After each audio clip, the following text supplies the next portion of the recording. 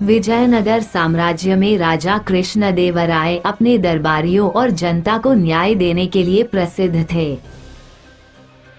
लेकिन जब भी उन्हें कोई उलझन भरी समस्या आती तो वे तेनालीराम से मदद मांगते। तेनालीराम अपनी बुद्धिमत्ता और चतुराई के लिए पूरे राज्य में जाने जाते थे। एक दिन एक व्यापारी राजा के दरबार में आया और बोला, महाराज, मेरे पास सोने के कंगन का एक अनमोल जोड़ा था जिसे मैं बेचने के लिए लाया था, लेकिन दुर्भाग्य से वो चोरी हो गया है।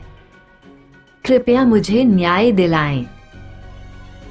राजा ने तुरंत अपने सिपाहियों को बुलाया और कंगन चुराने वाले चोर को ढूंढने का आदेश दिया।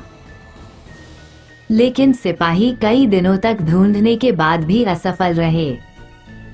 राजा ने तेनालीराम को यह मामला सौंपा और कहा, तेनाली, इस समस्या को हल करने का कोई तरीका ढूंढो। व्यापारी को उसका सामान वापस मिलना चाहिए।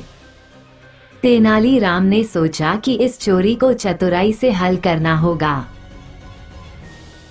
उन्होंने एक घोषणा करवाई कि सभी दरबारी और व्यापारी अगले दिन दरबार में उपस्थित हों।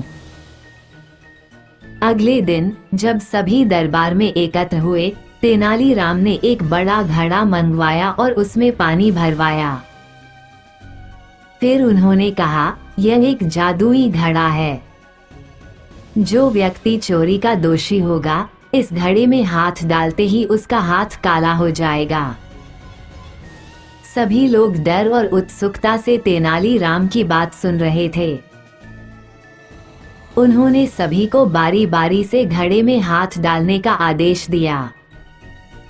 एक एक करके सबने घड़े में हाथ डाला, लेकिन जब एक व्यक्ति ने हाथ डालने से पहले झिझक दिखाई तो तेनालीराम को शक हुआ।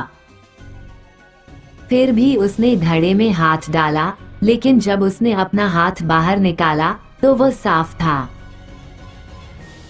तेनालीराम ने तुरंत कहा, तुम ही चोर हो। चोर चौंक गया और बोला, मगर मेरे हाथ तो साफ हैं। आप मुझे चोर कैसे कह सकते हैं?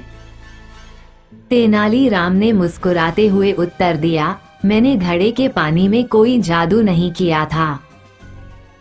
ये केवल साधारण पानी था। लेकिन तुमने डर के कारण पहले ही अपने हाथ में कुछ नहीं लगाया, क्योंकि तुम्हें लगा कि तुम्हारा हाथ काला हो जाएगा। बाकी सबके हाथ गीले हो गए, लेकिन तुम्हारे हाथ सूखे हैं। यही सबूत है कि तुम ही चोर हो। राजा और दरबारियों ने तेनालीराम की चतुराई की प्रशंसा की।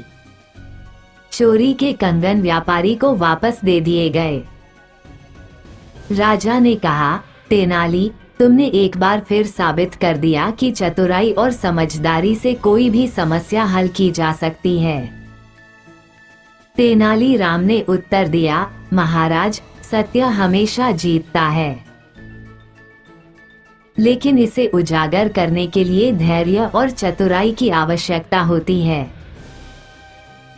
इस कहानी से हमें ये सीख मिलती है कि बुरा समय या कोई समस्या धैर्य, चतुराई और सत्य के मार्ग पर चलकर हल की जा सकती है। झूठ और छल लंबे समय तक छुप नहीं सकते।